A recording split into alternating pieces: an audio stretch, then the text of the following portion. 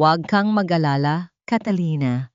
Pagkatapos ng gabing ito, wala na tayong dapat ikatakot kay Thea. Ang babaeng yan, hanggang ngayon ay sunod-sunuran pa rin sa atin dahil sa utang na loob.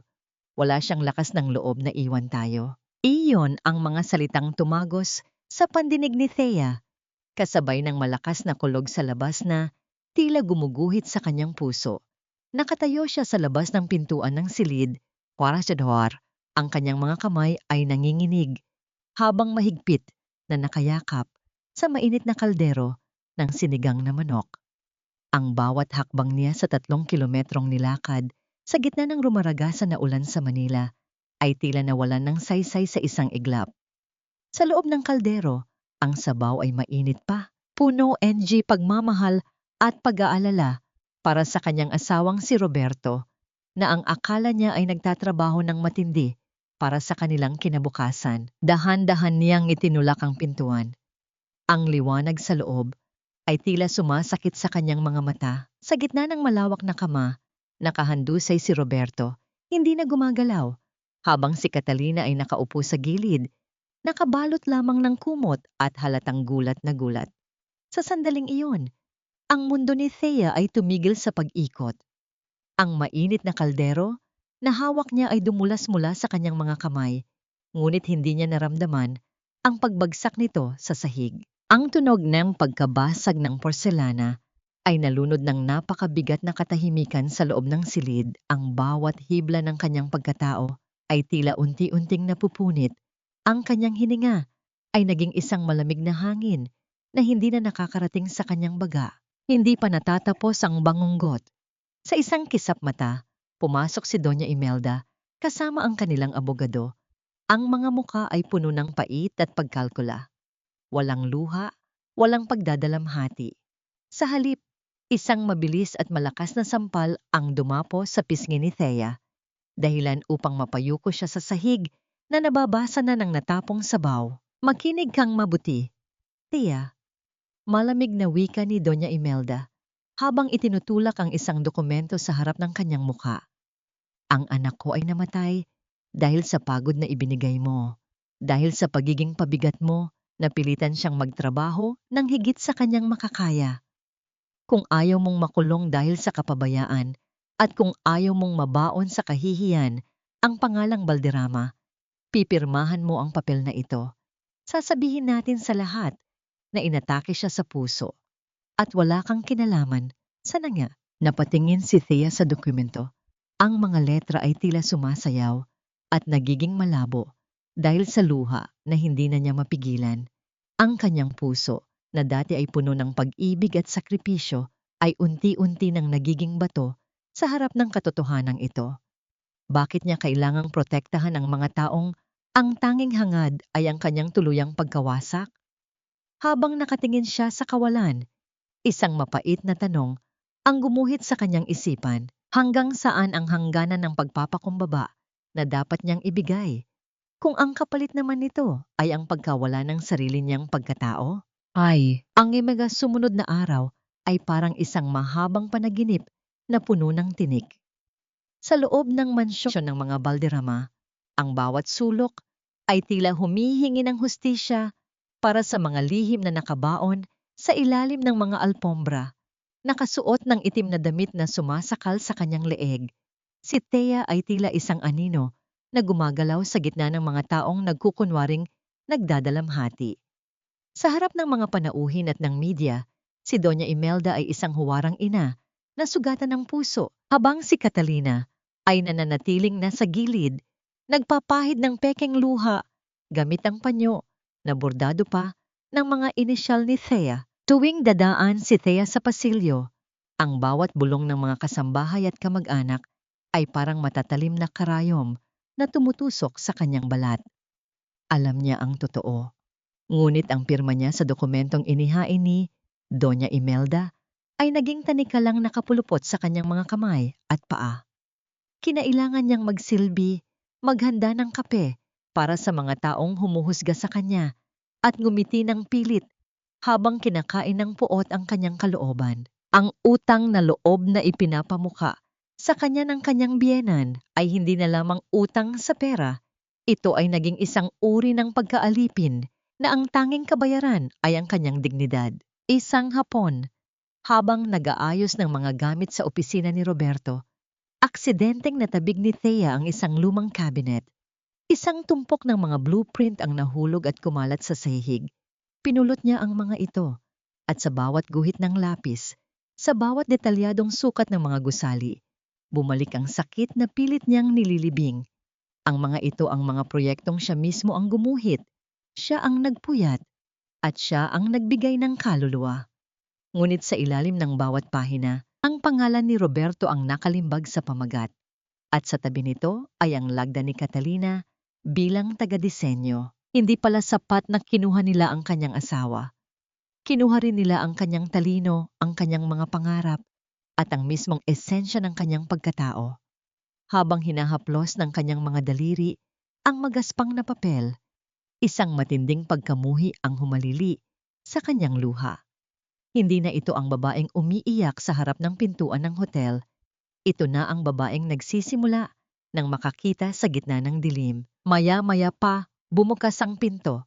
Si Catalina, na ngayon ay may bahagyang pagbabago sa kanyang kilos at hitsura, ay pumasok ng walang katok.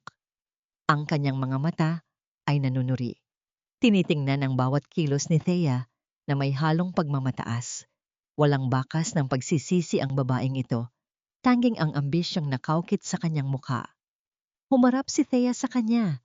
Hawak ang isa sa mga blueprint na nagpapatunay sa panlilinlang na naganap sa loob ng 7 taon. Ang katahimikan sa loob ng silid ay naging napakabigat.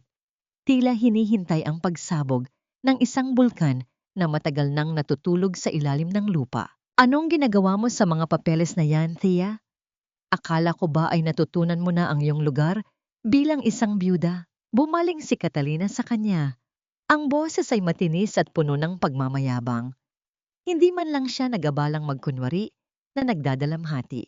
Ang kanyang mga mata ay nanlilisik, tila isang ahas na handang tumuklaw sa sinumang mangangahas na humarang sa kanyang landas.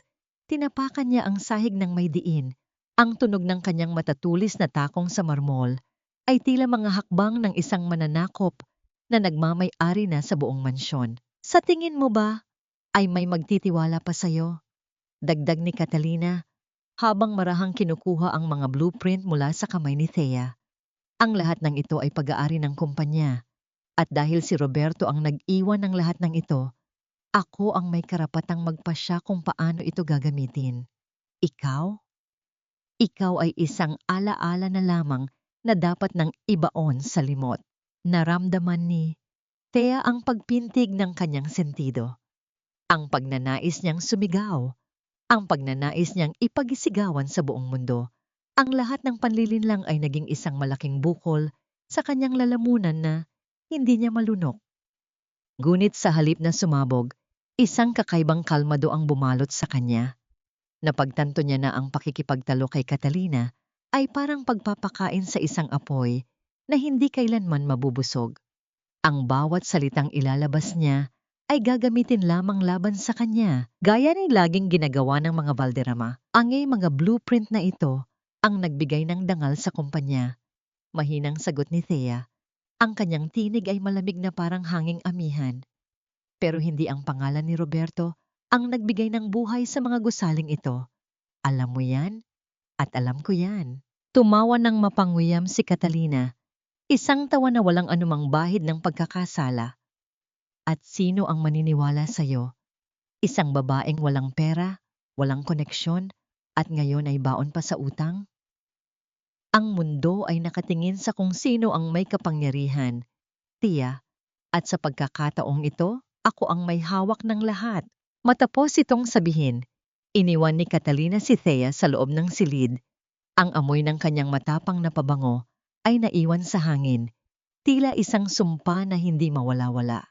Naiwang mag-isa si Thea sa gitna ng mga nagkalat na papel na simbolo ng kanyang pagnanakaw ng buhay. Tumingin siya sa salamin na nakasabit sa dingding. Nakita niya ang kanyang refleksyon. Ang mga matang dati ay puno ng pag-asa, Ngayon ay unti-unti nang nagiging isang kuta ng determinasyon. Hindi na siya iiyak para sa kanila. Ang bawat luha na papatak ay magiging gasolina para sa apoy ng katotohanan na kanyang sisindihan sa tamang panahon. Sa labas, nagsimulang pumatak ang ulan. Ang bawat patak ay tumatama sa bintana na parang mga daliri na kumakatok. Nagpapaalala sa kanya na ang oras ay patuloy na tumatakbo. Sa gitna ng dilim, isang maliit na liwanag ng pag-asa ang nagsimulang kumislap sa kanyang isipan. Ang alaala ng isang lumang contact na ibinigay sa kanya ng kanyang ina bago ito pumanaw. Isang pangalan na marahil ay ang susi sa lahat ng pintuang nakasara sa kanyang buhay. Pagkapasok ni Thea sa malaking pintuan ng mansyon, sinalubong siya ng nakabibinging katahimikan. Ang chandelier sa grand foyer ay naglalabas ng malamig na liwanag, nagbibigay diin sa bawat anino na tila nagmamasid sa kanyang bawat kilos. Mabilis niyang itinago ang flash drive sa loob ng kanyang medyas. Ang tigas nito sa kanyang balat ay nagsisilbing paalala ng misyong kanyang pinasok. Saan ka nanggaling? Ang boses ni Doña Imelda ay parang latigo na pumutok sa gitna ng sala. Nakaupo ang matandang babae sa isang velvet armchair. Ang kanyang mga kamay ay nakapatong sa isang tungkod na gawa sa mamahaling kahoy. Ang kanyang mga mata ay nanunuri, parang sinusukat ang bawat hibla ng pagkatao ni Thea. Sa tabi niya, si Catalina ay nag-aayos ng mga bulaklak sa florera, ngunit ang kanyang mapanuring tingin ay nakatuon rin kay Thea. Nagsimba lang ako, Doña Imelda. Sagot ni Thea, ang boses ay matatag kahit na ang kanyang puso ay mabilis ang tibok. Kailangan ko lang ng kaunting katahimikan. Tumawa ng mapakla ang matandang babae. Katahimikan. Ang mga Valderrama ay walang panahon para sa pagmumuni-muni. Marami tayong dapat ayusin para sa susunod na board meeting. Siguraduhin mong hindi ka magiging abala sa mga susunod na araw. Hindi na sumagot si Thea. Yumukod siya bilang paggalang at naglakad patungo sa hagdan. Ang bawat hakbang niya pataas ay tila isang pag-akyat sa isang bundok ng mga kasinungalingan. Nang makarating siya sa kanyang silid, agad niyang ikinabit ang pinto at binuksan ang laptop na nakatago sa ilalim ng mga kumot. Ang screen ay nagbigay ng isang maputlang liwanag sa madilim na silid. Nang ipasok niya ang flash drive, ang mga file na bumungad sa kanya ay higit pa sa inaasahan niya. Ang mga dokumento ay naglalaman na ng mga pekeng invoice, mga kontratang pinirmahan sa ilalim ng mga pangalang hindi kilala, at higit sa lahat, ang mga proof ng paglilipat ng pondo mula sa kumpanya patungo sa isang offshore account na nakapangalan kay Catalina.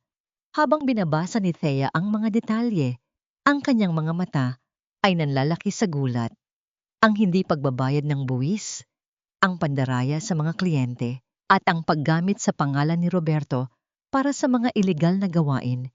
Ito ang tunay na mukha ng Valderrama Empire. Isang mahinang tunog ng paggalaw sa labas ng pinto ang nagpabalik sa kanya sa realidad. Agad niyang binunot ang flash drive at itinago ito sa loob ng isang lumang picture frame ng kanyang ina. Huminga siya ng malalim, pilit na pinapakalma ang kanyang sistema. Sa loob ng ilang minuto, ang pinto ay nakaranas ng 3 marahang katok. Thea, buksan mo ang pinto. May kailangan akong pag-usapan tungkol sa mga dokumento ng kumpanya. Ang boses ni Catalina ay marahan, ngunit may nakatagong pananakot sa bawat pantig. Tumingin si Thea sa paligid ng kanyang silid. Ang bawat gamit na dati ay simbolo ng kanyang pagdurusa, ay ngayon ay nagiging saksi sa kanyang pagbawi ng hustisya. Binuksan niya ang pinto ng may kalmadong muka, handang harapin ang susunod na bahagi ng laro. Ang hangin sa labas ng silid ay ramdam niyang nagbago. Hindi na ito ang hangin ng pagsunod, kundi ang hangin ng isang paparating na bagyo na siya mismo ang nagpasimula. Bumukas ang pinto at tumambad sa paningin ni Thea ang mukha ni Catalina na puno ng pagdududa. Ang mga mata ni Catalina ay hindi tumitigil sa paggalugad sa loob ng silid, tila isang detektib na naghahanap ng anumang senyales ng pagre-rebelde. Ang bawat hibla ng kanyang buhok ay maayos, ngunit ang kanyang mga kamay ay nakakuyom ng mahigpit sa gilid ng kanyang damit. Ano ang ginagawa mo sa loob ng napakatagal na oras?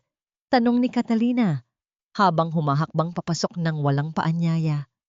Ang kanyang mga mata ay dumapo sa lamesa, kung saan nakapatong ang laptop ni Thea na kasalukuyang nagpapakita ng isang blankong dokumento.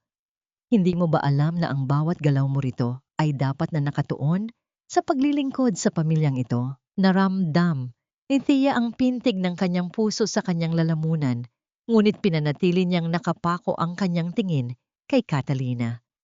Nag-aayos lang ako ng mga personal na gamit ni Roberto. May mga lumang papeles akong gustong ayusin bago ko sila iligpit ng tuluyan. Sagot ni Thea.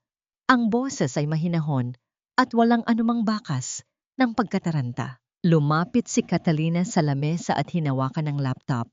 Ang bawat segundo na lumilipas ay tila isang oras ng paghihirap. Tiningnan niya ang screen, naghahanap ng kahit anong maling file o window na nakabukas.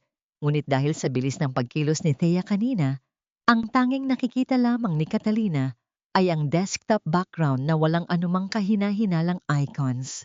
Huwag mong subukang magtago ng kahit ano, Thea, babala ni Catalina, habang unti-unting lumalapit ang kanyang muka sa mukha ni Thea. Alam ko ang laro mo. Akala mo ba ay hindi ko napapansin ang mga pagbabago sa iyong mga kilos? Ang iyong paglabas ng mansyon ng walang paalam? Ang iyong mga lihim na pag-uusap? Kung may hinala ka, Catalina, bakit hindi mo tanungin ng direkta si Doña Imelda? Sagot ni Thea, ang kanyang mga mata ay diretsong tumitig sa mga mata ng babaeng sumira sa kanyang buhay. Alam nating dalawa na ang tanging dahilan kung bakit ako narito ay dahil sa pangakong binitawan ko para sa dangal ng pamilyang ito. Huwag mo akong akusahan ng pagtataksil dahil ikaw ang mismong nagpapakita ng kawalan ng respeto sa alaala ng iyong asawa. Ang imaga salitang yon ay tumama kay Catalina na parang isang sampal. Napaurong siya ng isang hakbang. Ang kanyang muka ay namula sa galit. Hindi siya sanay na sinasagot ng ganoon.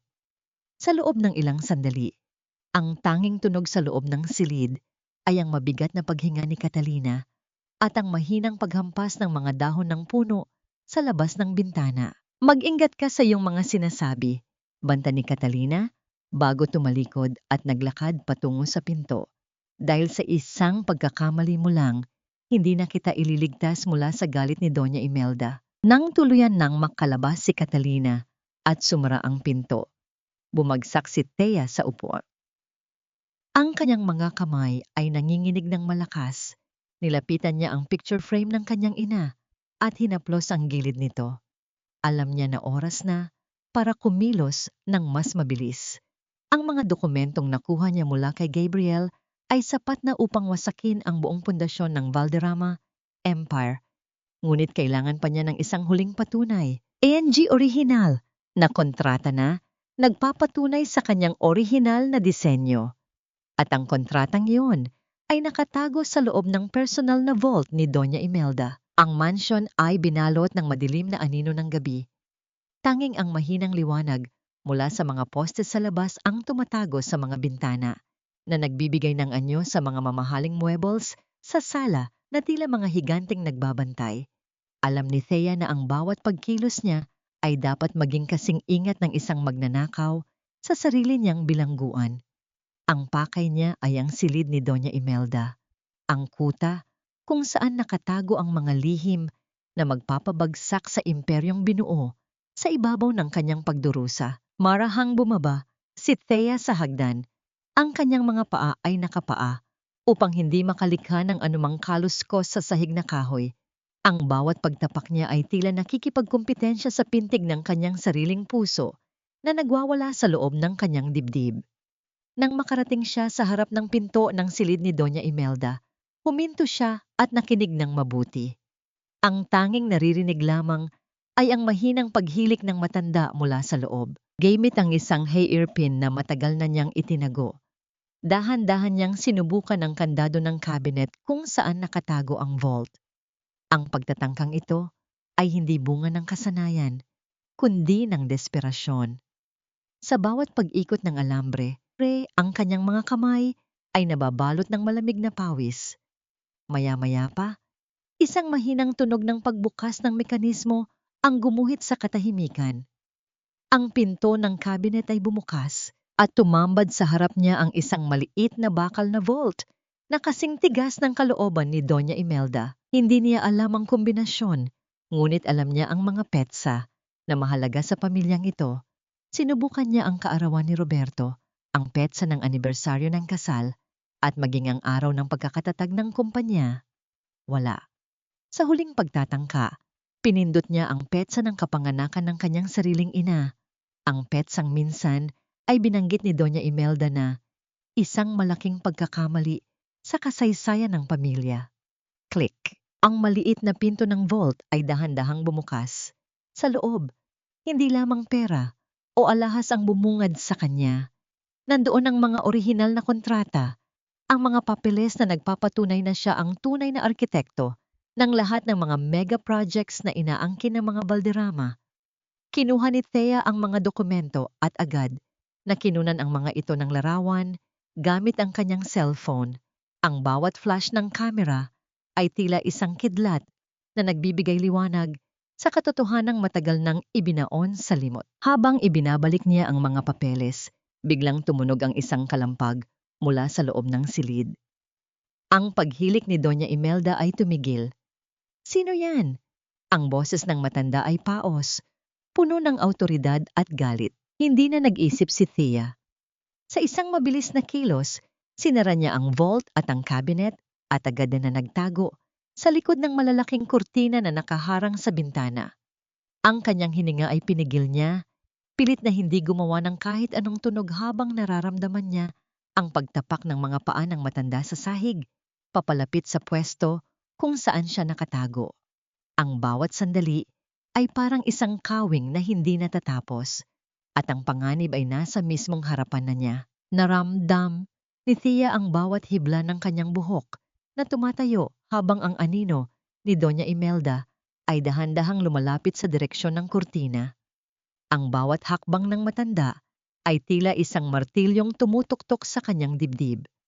Sa gitna ng katahimikan ng gabi, ang tanging naririnig lamang ay ang mahinang paghampas ng kurtinang tilang pelus laban sa pader dahil sa hangin mula sa nakabukas na bintana. Nanatiling nakapikit si Thea. Ang kanyang mga kamay ay nakadiin sa kanyang bibig upang pigilan ang anumang tunog ng kanyang paghinga. Sa bawat sandali, ang banggo ng matandang pabango ni Doña Imelda, amoy ng sampagitan na hinaluan ng chemical, ay lalong tumatapang sa kanyang pangamoy. Huminto ang mga hakbang sa mismong harap ng kurtina. Isang mahabang segundo ang lumipas na tila mga oras ng paghihintay sa hatol. Sino ang nandoon? Muling tanong ng matanda. Ang boses ay mas mababa na ngayon, puno ng banta. Walang sumagot. Ang tanging ingay na bumasag sa tensyon ay ang huni ng isang kwago mula sa malayong puno sa hardin. Matapos ang ilang sandali ng paghihintay, narinig ni Thea ang pagbuntong hininga ni Doña Imelda at ang muling paglayo ng mga yapak nito patungo sa pinto.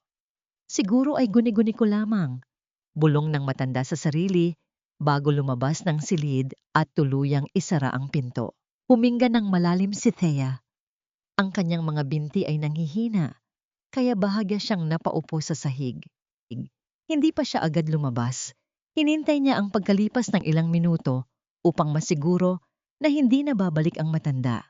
Nang tuluyan na siyang makalabas mula sa likod ng kurtina, ang kanyang buong katawan ay basang-basa ng malamig na pawis. Ang cellphone sa kanyang bulsa ay tila isang bomba na oras na lamang ang hinihintay para sumabog.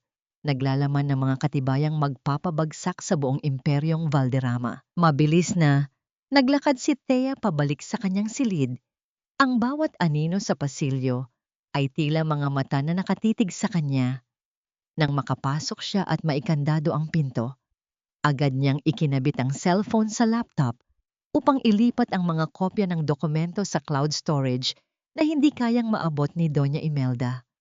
Habang naghihintay na matapos ang upload, tiningnan niya ang kanyang refleksyon sa madilim na screen. Ang babaeng nakatingin sa kanya ay hindi na ang Thea na takot at nagpapakaalipin. Siya ay isa ng babaeng nakahanda ng makipaglaban. Sa gitna kanyang pagmamasid sa progress bar ng upload, nakatanggap siya ng isang mensahe mula sa isang hindi kilalang numero. Nakita kita. Huwag kang magkakamali, Thea. Nanlaki ang kanyang mga mata. Ang mensaheng iyon ay hindi mula kay Gabriel. Ang takot na kanina lamang ay naglaho, ay muling bumalik, mas matindi, at mas mapangganib. Hindi lamang pala si Doña Imelda ang kanyang kalaban. May iba pang nakamasid, may iba pang nakakaalam sa kanyang bawat galaw. Ang laro ay hindi pa tapos. Sa katunayan, ang tunay na laban ay nagsisimula pa lamang. Ang bawat segundo matapos mabasa ang mensahe ay tila isang matalim na kutsilyong humahawi sa katahimikan ng gabi. Sino ang nakakaalam sa kanyang galaw? Sino ang nagmamasid sa kanya sa loob mismo ng mansyong ito? Mabilis na binuwag ni Thea ang koneksyon ng kanyang laptop at itago ang lahat ng kagamitan. Ang kanyang isipan ay naglalakbay sa bawat sulok ng bahay. Sinusubukang alalahanin kung may nakakita ba sa kanya sa pasilyo kanina. Hindi siya nakatulog hanggang sa sumikat ang araw. Nang marinig niya ang unang huni ng mga ibon sa labas, agad siyang bumangon. Sa ibaba, ang eksena sa hapagkainan ay tila isang entablado ng mapagkunwaring kapayapaan. Doon, nakaupo si Doña Imelda, humihigop ng mainit na tsokolate habang si Catalina ay abala sa pagbabasa ng pahayagan. Ang kanilang mga kilos ay kalmado, ngunit ang hangin sa paligid ay mabigat at puno ng tensyon. Thea, maupo ka. Wika ni Doña Imelda nang hindi man lang lumingon. May mga bisita tayong darating mamaya. Ang mga kliyente mula sa malaking proyekto sa syudad. Kailangan mong makita ng lahat na tayo ay isang buong pamilya. Ang bawat salita ng matanda ay may kasamang matalas na titig mula kay Catalina. Ang mensaheng tanggap ni Thea kagabi ay patuloy na gumugulo sa kanyang isipan. Posible kayang si Catalina ang nagpadala nito? O baka naman ang Abu NG pamilya? Habang inilalagay ang pagkain sa plato, sinubukan ni Thea na maging natural. Alam niyang ang bawat paggalaw niya ay binabantayan. Nauunawaan ko, Doña Imelda. Sagot ni Thea, habang pinipilit na lunukin ang nakabara sa kanyang lalamunan. Gagawin ko ang aking makakaya para sa kumpanya. Pagkatapos ng almusal, habang naglalakad siya patungo sa hardin upang huminga ng hangin, isang kamay ang biglang humawak sa kanyang braso at hinila siya sa isang madilim na sulok ng mga puno. Napasigaw sana si Thea, ngunit agad itong natakpan ng isang palad. Nang lumingon siya, tumambad sa kanya ang muka ng hardinero ng mansyon, si Mang Berting. Isang matandang lalaki na ilang dekada nang nagsisilbi sa mga Valderrama, ngunit laging tahimik at nakayuko. Huwag kang maingay, Thea, bulong ni Mang Berting, ang kanyang mga mata ay puno ng takot. Nakita kita kagabi na lumabas mula sa silid ni Doña Imelda. Hindi ako ang nagpadala ng mensahe sa'yo, ngunit alam ko kung sino ang may gawa niyon. Ang abogado ng kumpanya, si Attorney Salazar. Nakita niya ang bawat galaw mo sa pamamagitan ng mga CCTV sa hallway na hindi mo alam na gumagana pa pala. Nanlaki ang mga mata ni Thea. Ang panganib na akala niya ay mula sa loob ng pamilya ay mas malawak pala si Attorney Salazar, ang kanang kamay ni Doña Imelda, ang siyang may hawak ng lahat ng lihim na dokumento. Kung alam na niya ang ginagawa ni Thea, tiyak na may susunod silang hakbang upang patahimikin siya ng tuluyan. Salamat, Mang Berting, sagot ni Thea. Ang kanyang boses ay nanginginig sa matinding kaba. Bakit mo ito sinasabi sa akin? Dahil ang nanay mo ang nagligtas sa akin noong bata pa ako, sagot ng matanda bago mabilis na lumayo. Mag-ingat ka, Thea. Ang ahas ay hindi lang nasa loob ng bahay, ito ay nasa bawat sulok ng kumpanyang ito. Naiwang mag-isa si Thea sa gitna yung mga namumukadkad na bulaklak. Ang kanyang misyon ay hindi na lamang pagbawi sa kanyang dignidad. Ito ay naging isang labanan para sa kanyang kaligtasan. Ang bawat oras na lumilipas ay parang isang mabigat na pasanin sa balikat ni Thea. Sa mga sumunod na araw, ang mansion ay naging isang pasikot-sikot na maze ng mga matang laging nagbabantay. Alam ni Thea na si Attorney Salazar ay hindi basta-basta tumitigil. Ang pagkakakilala niya sa abogado ay bilang isang taong walang emosyon, isang taong ang tanging sinusunod ay ang daloy ng pera at kapangyarihan. Sa araw ng pagdating ng mga kliyente, ang mansyon ay tila nagbago ng anyo. Ang bawat sulok ay nililinis, ang mga mamahaling vase ay pinapakintab, at ang bawat kasambahay ay nagmamadaling gumalaw. Si Doña Imelda ay abala sa pag-aayos ng kanyang mga alahas, habang si Catalina ay nakasuot ng isang mamahaling gown na tila pilit na itinatago ang kanyang pagkabalisa. Habang naghahanda sa loob ng kanyang silid, nakatanggap si Thea ng isang tawag. Hindi ito rehistradong numero. Dahan-dahan niyang sinagot ang tawag, ang kanyang pandinig ay nakatutok sa anumang ingay sa labas ng pintuan. Thea, kailangan nating magkita. Ang boses ni Gabriel sa kabilang linya ay seryoso at puno ng pagmamadali. Nalaman ko na may balak si Attorney Salazar na palabasin na may ninakaw kang mahahalagang dokumento mula sa vault ni Doña Imelda. Gagamitin nila ito para ipakulong ka bago pa man natin mailabas ang katotohanan. Paano nila ito gagawin? Tanong ni Thea.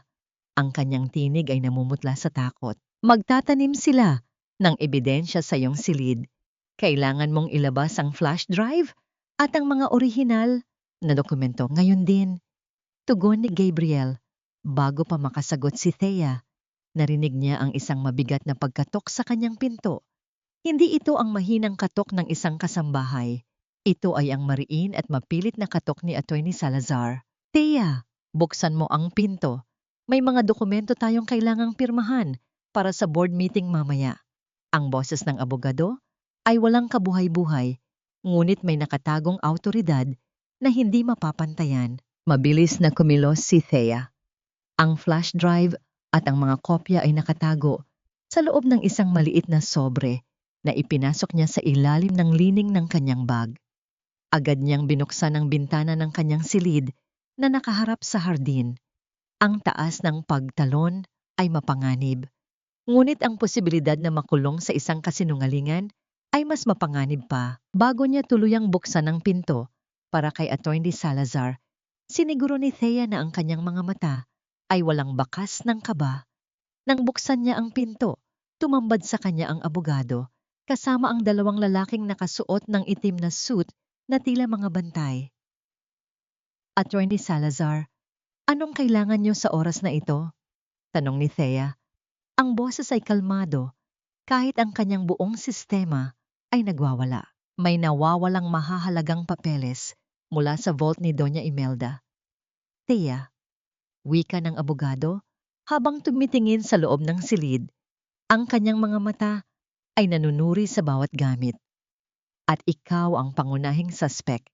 Kailangan naming inspeksyonin ang iyong mga gamit, alinsunod sa utos ng may-ari ng bahay. Naglakad ang mga lalaki sa loob ng silid, binabali ang bawat drawer, at binubuklat ang bawat gamit ni Thea. Sa bawat paggalaw nila, nararamdaman ni Thea ang paglapit ng panganib sa kanyang bag na nakapatong sa kama, ang tanging pag-asa na magpapabagsak sa kanila. Ang bawat pagbuklat ng mga lalaki sa kanyang mga damit ay parang pagpunit sa kanyang natitirang lakas.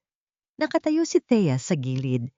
Ang kanyang mga kamay ay mahigpit na nakahawak sa laylayan ng kanyang palda upang itago ang panginginig. Nang hawakan ng isa sa mga lalaki ang kanyang bag, tumigil ang mundo ni Thea. Ramdam niya ang bawat hibla ng kanyang pagkatao na naghahanda para sa isang pagtakas. Wala rito, Attorney Salazar. Wika ng lalaki habang ibinabalik ang bag sa kama nang may pagkadismaya. Isang malalim na buntong hininga ang pinakawalan ni Attorney Salazar. Tinitigan niya si Thea ng matagal. Ang kanyang mga mata ay parang dalawang malamig na barya na walang anumang emosyon. Matalino ka, Thea, pero huwag kang magkamali. Ang mga Valderrama ay hindi natatalo ng isang babaeng walang pinag-aralan at walang koneksyon. Nang makalabas sila, hindi nag-aksaya ng panahon si Thea. Sa isang mabilis na pagtalon, lumabas siya sa bintana at tumakbo patungo sa likod ng hardin kung saan naghihintay ang isang lumang kotse. Si Gabriel, ang nagmamaneho, ang kanyang mukha ay puno ng tensyon nang makita ang paglabas ni Thea mula sa bakod. Nagawa mo bang ilabas ang mga dokumento?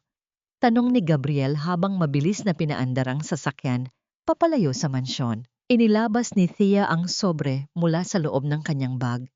Narito lahat, ang mga orihinal na kontrata, ang mga bank statements ni Catalina, at ang mga pruweba ng fraud ni Roberto. Habang bumabagtas sila sa kalsada, hindi mapakali ang pakiramdam ni Thea. Sa gitna ng trapiko ng Manila, ang bawat sasakyang sumusunod sa kanila ay tila isang banta. Nang makarating sila sa isang sikat na news agency, sinalubong sila ng mga mamamahayag na dati nang nakikipag-ugnayan kay Gabriel. Hindi na ito ang oras para sa pagtatago. Oras na ito para sa paglalantad. Sa loob ng silid ng pagpupulong, binuksan ni Thea ang kanyang laptop at ikinonekta ito sa projector. Ang bawat pahina na lumilitaw sa screen ay naglalaman ng mga katotohanang yayanig sa pundasyon ng mga Valderrama. Ang mga kliyente na naroon sa mansion ay tinawagan na rin ni Gabriel upang ipaalam ang nangyayari. Sa loob ng ilang minuto, ang balita ay kumalat na sa buong social media. Ang mga blueprint na pag-aari ni Thea ay nakalista na ngayon sa ilalim ng tamang pangalan at ang mga illegal na gawain ni Catalina ay naisa publiko na. Habang pinapanood ni Thea ang mga headlines sa telebisyon, ang kanyang puso ay hindi na nakakaramdam ng takot. Sa unang pagkakataon, matapos ang 7 taon, nakaramdam siya ng tunay na kalayaan. Ang maskara ng mga Valderrama ay tuluyan ng nabasag at ang katotohanan ay lumabas na parang liwanag sa gitna ng madilim na gabi. Ngunit alam ni Thea, ang pagbagsak ng imperyo ay simula pa lamang ng pananagutan ng mga taong nagdulot ng labis na pasakit sa kanya. Ang balita ay kumalat na parang apoy sa tuyong damuhan. Sa loob lamang ng ilang oras, ang mga pangalan nina Doña Imelda at Catalina ay naging tampulan ng matinding batikos sa bawat pahayagan at social media platform. Ang mga kliyenteng naghihintay sa mansyon ay isa-isang umalis, dala ang kanilang mga kontratang kinansela. Ang Valderrama Empire, na dating kinatatakutan at iginagalang, ay nagsimulang gumuho sa ilalim ng bigat ng sarili nitong mga kasinungalingan. Sa loob ng mansyon, ang bawat sulok ay puno ng kaguluhan. Narinig ni Thea mula sa ligtas na lugar kung saan siya pansamantalang nanunuluyan kasama ni Gabriel ang ulat tungkol sa pagdating ng mga awtoridad sa tahanan ng mga Valderrama. Hindi na ito ang tahimik at marangyang mansyon na dati niyang kinatatakutan. Ang mga ilaw ng sasakyan ng pulisya ay nagbibigay ng nakakasilaw at paulit-ulit na liwanag sa paligid habang ang mga opisyal ay nagmamadaling pumasok upang maghain ng warrant of arrest laban kay Catalina at Atty. Salazar. Sa mag-aulat sa telebisyon, kitang-kita ang pagkawala ng pagpipigil ni Doña Imelda. Ang kanyang mga kamay na dati ay laging nakahawak sa kanyang mamahaling tungkod, ay ngayon ay nanginginig habang pilit na pinipigilan ng mga pulis ang kanyang paglapit sa mga kamera. Si Catalina naman, na dati ay laging mapangapi ang tingin, ay nakayuko at nakatago ang mukha sa likod ng kanyang mga kamay. Pilit na iniiwasan ang mga lente ng mga mamamahayag na sabik na kuhanan ang kanyang pagbagsak. Hindi nakaramdam ng galit si Thea habang pinapanood ang lahat ng ito. Sa halip, isang kapayapaan ang bumalot sa kanyang kalooban. Ang kanyang laban ay hindi para makapaghiganti ng malupit, kundi para makuha ang katarunggang matagal na ipinagkait sa kanya. Sa bawat imahe ng pagkapahiya ng mga taong dati ay nagtrato sa kanya bilang isang alipin. Nakikita niya ang unti-unting paghilom ng mga sugat sa kanyang puso. Tapos na, Thea, mahinang wika ni Gabriel habang nakatayo sa tabi niya. Ang kanyang mga mata ay puno ng paghanga sa katatagan ng babaeng nasa harap niya. Ang katarungan ay nakamit na. Hindi na nila kailanman magagamit ang iyong pangalan at talino para sa kanilang sariling kapakanan. Tumango si Thea. Ang kanyang mga mata ay bahagyang bumasa sa luha, hindi ng lungkot, kundi ng pasasalamat. Ang bawat pahina ng kanyang nakaraan na puno ng pait ay tila unti-unting napapalitan ng mga bagong pahina na siya mismo ang susulat. Alam niya na ang susunod na yugto ng kanyang buhay ay magsisimula sa labas ng anino ng mga balderrama. Ang pagbagsak ng imperyo ay ang pagtatapos ng kanyang pagiging biktima at ang pagsisimula ng kanyang pagiging arkitekto ng kanyang sariling kinabukasan. Sa labas, ang langit ay unti-unting nagbabago ng kulay, tila naghahanda para sa isang bagong araw. Ang bawat sandali ng sakit na kanyang naranasan ay nagbigay sa kanya ng lakas na hindi matitinag. Hindi na siya ang babaeng naglalakad sa gitna ng ulan, kundi ang babaeng nakatayo nang matuwid sa gitna ng liwanag. Ilang buwan ang lumipas at ang maingay na syudad ng Manila ay tila naging isang malabong alaala na lamang sa isipan ni Thea. Dito sa tahimik na dalampasigan ng Palawan, ang tunog ng humahampas na alon sa pampang ang nagsisilbing musika sa bawat umaga. Ang hangin ay amoy alat at sariwang mga puno, isang kaibahan sa nakakasakal na atmosfera ng mansyong Valderrama na dati niyang tinitirhan. Ngayon, si Thea ay hindi na isang anino. Siya ay si Thea, ang pangunahing arkitekto ng Aurora. Isang maliit na ngunit matatag na kumpanya na nakatuon sa pagtatayo ng mga tahanan para sa mga nangangailangan. Sa kanyang mga disenyo, hindi na niya kailangang magtago sa likod ng ibang pangalan. Ang bawat linya, ang bawat sukat, ay sumasalamin sa kanyang sariling pagkatao. Matatag, malikhain, at puno ng pag-asa. Isang hapon, habang abala siya sa pagtuturo sa ilang kabataan sa komunidad kung paano gumamit ng mga lokal na materyales para sa matitibay na bahay, isang pamilyar na boses ang narinig niya mula sa likuran. Paglingon niya, nakita niya si Gabriel na nakatayo. Hawak ang ilang folder ng mga bagong proyekto para sa susunod na buwan. Hindi na siya ang taong nakatagpo niya sa madilim na coffee shop noon. Ngayon, siya ay ang taong kasama niya sa pagbuo ng bawat bato at pundasyon ng kanyang bagong buhay. Ang ganda ng disenyo mo, Thay. Wika ni Gabriel habang tinitingnan ng draft na hawak ni Thea. Ramdam na ramdam ang pagmamahal sa bawat detalye. Ngumiti si Thea, isang nangiti na mula sa kaibuturan ng kanyang puso. Natutunan ko na ang isang bahay ay hindi nagiging tahanan dahil sa mamahaling materyales. Nagiging tahanan ito kapag ito ay binuo ng may katapatan at pagmamalasakit. Naglakad sila patungo sa pampang habang papalubog ang araw. Ang langit ay nagiging kulay kahel at lila. Isang magandang pagtatapos sa isang mahabang paglalakbay.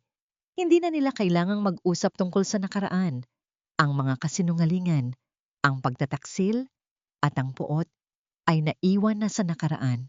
Ang mahalaga ay ang kasalukuyan, ang hangin na kanilang nilalanghap, at ang tiwala na unti-unting namumuo sa pagitan nilang dalawa. Hindi man madali ang naging daan, alam ni Thea na ang bawat paghihirap ay may layunin. Ang sakit na kanyang naranasan ang humubog sa kanya upang maging isang mas matapang at mas mahusay na arkitekto ng sarili niyang kapalaran. Tumingin siya sa malawak na dagat at sa unang pagkakataon, hindi siya nakaramdam ng pangamba. Ang kinabukasan ay tila isang blankong papel na handa na niyang sulatan ng mga bagong kwento ng pag-ibig, tagumpay at kapayapaan. Sa gitna and yung mga proyekto ng Aurora, may isang espesyal na gusali na pinagtuunan ng pansin ni Thea, isang sentrong pangkabuhayan para sa mga kababaihan sa isla na biktima ng pang-aabuso at kawalan ng pag-asa.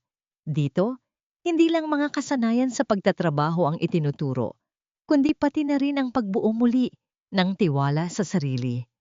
Madalas na nakikita si Thea na nakaupo kasama ang mga kababaihan, nakikinig sa kanilang mga kwento at nagbabahagi ng kanyang sariling karanasan nang walang pagtatago. Ang bawat paghawak niya sa mga blueprint sa loob ng sentrong ito ay nagpapaalala sa kanya na ang arkitektura ay hindi lamang tungkol sa pagtatayo ng mga pader, kundi tungkol sa paglikha ng mga puwang kung saan ang mga tao ay maaaring mamuhay ng may dangal.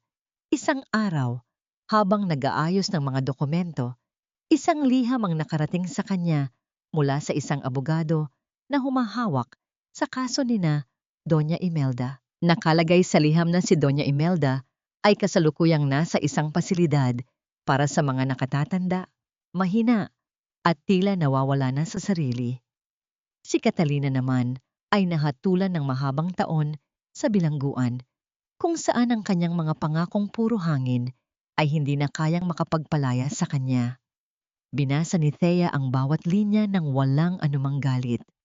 Ang mga taong dati ay naging dahilan ng kanyang pagdurusa ay nararanasan na ngayon ang bunga ng kanilang sariling mga desisyon. Hindi siya nakaramdam ng kagalakan sa kanilang pagbagsak, kundi isang matinding pag-unawa sa kahinaan ng tao.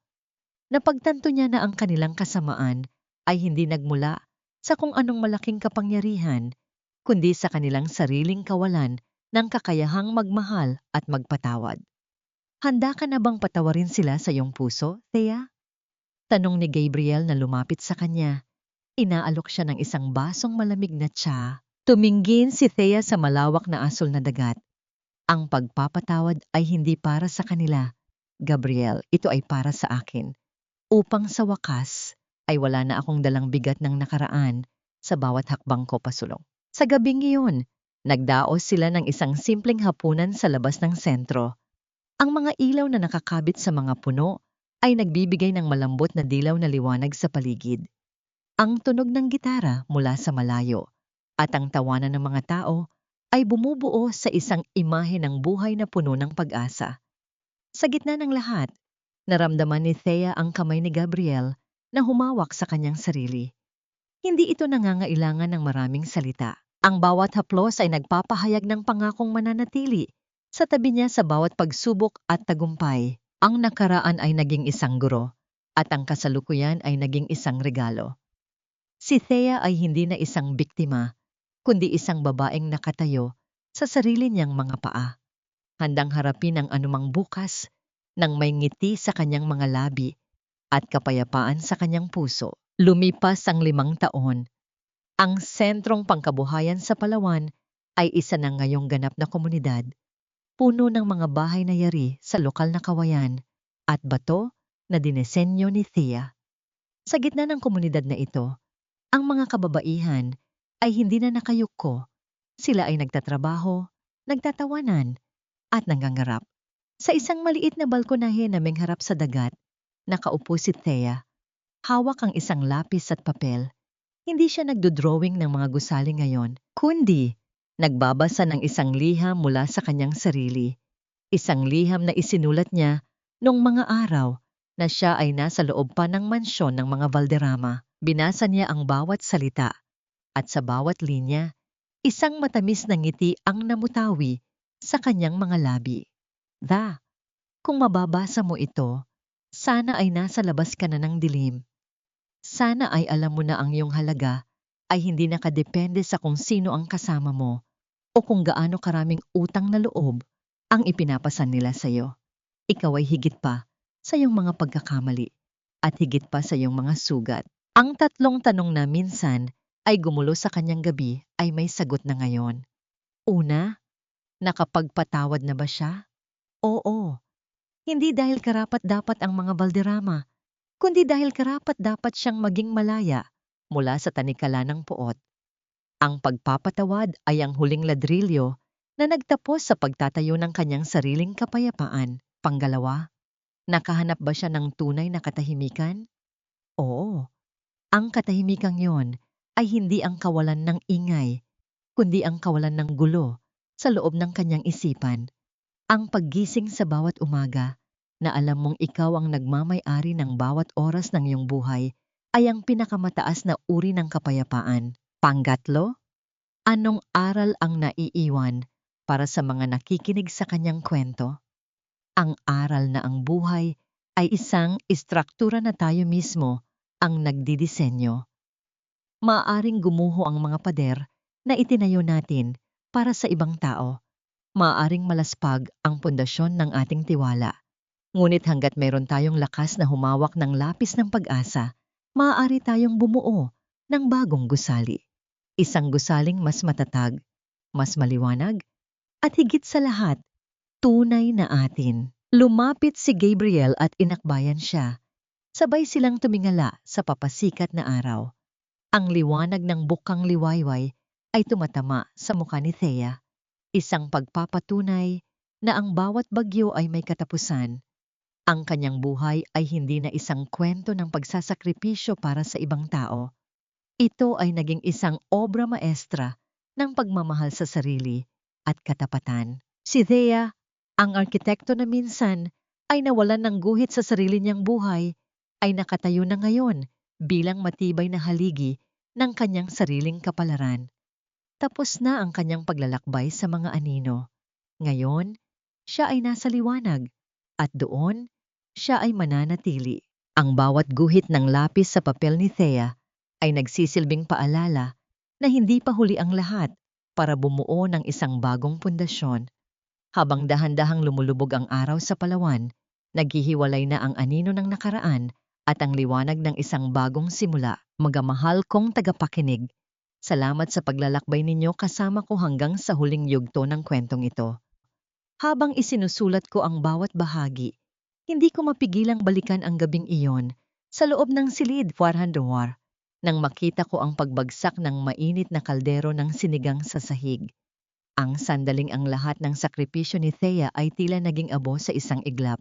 Napakabigat ng sandaling iyon. At alam kong marami sa inyo ang nakaramdam ng kirot sa dibdib habang nakikinig. Ang kwentong ito ay hindi lamang katang-isip. Ito ay binuo mula sa mga tunay na luha at tapang ng maraming babaeng nakilala ko.